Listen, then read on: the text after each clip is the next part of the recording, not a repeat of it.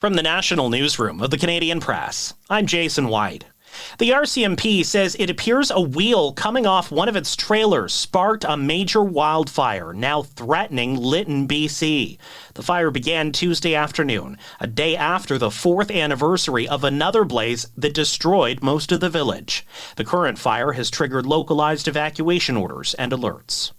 Canada's automakers are cautiously optimistic Ottawa will change its electric vehicles mandate that requires at least 20% of all new light-duty vehicles sold be zero-emission vehicles next year. Getting rid of the EV mandate is a no-brainer. Brian Kingston is the CEO of the Canadian Vehicle Manufacturers Association. He joined the heads of Stellantis, Ford Canada, and GM Canada in meeting the Prime Minister Wednesday in Ottawa.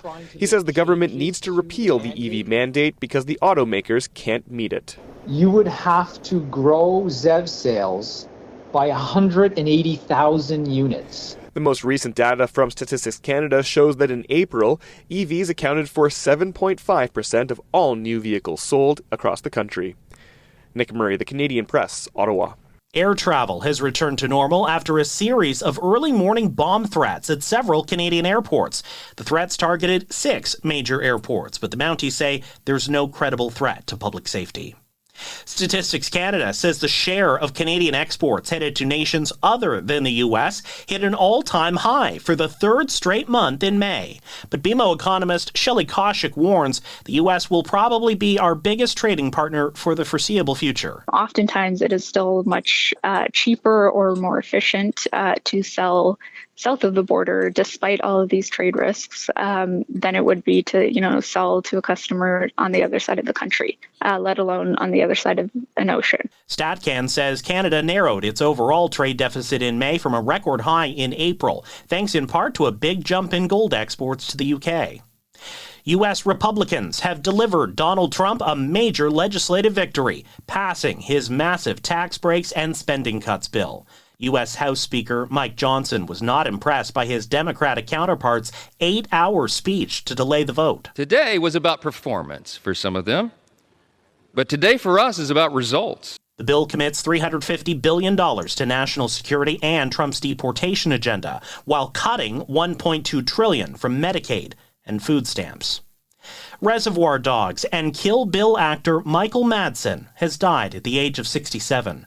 His career spanned more than 300 credits, stretching back to the early 1980s, but his most memorable screen moment may be the torture scene where he dances to Stealers' Wheels Stuck in the Middle with You in 1992's Reservoir Dogs. This is the Canadian Press. In sports, Nikolai Ehlers has found a new home on the 3rd day of NHL free agency, the Carolina Hurricanes. The winger signed a 6-year contract worth $51 million U.S. He spent a decade with the Winnipeg Jets. The Blue Jays and the Yankees head into tonight's matchup at Rogers Centre, tied atop the American League East. Toronto hopes to sweep New York in the team's 4-game series. The CFL's Week 5 slate kicks off in Calgary, where the Stampeders host the Blue Bombers. Canada's last 2 hopes in singles play at Wimbledon fell in second-round action. Toronto's Victoria Mboko lost on the women's side, while Montreal's Felix Auger-Aliassime was bounced from the men's bracket. In women's doubles, Ottawa's Gabriela Dabrowski is still alive with New Zealand's Erin Routliffe, but Leila Fernandez of Laval, Quebec and her partner lost today in women's doubles. And Montreal's Gabriel Diallo is also out of the men's doubles competition. From the Canadian Press, I'm Jason White. Thanks for listening. Don't forget to follow and subscribe. For more of today's top stories, visit thecanadianpressnews.ca.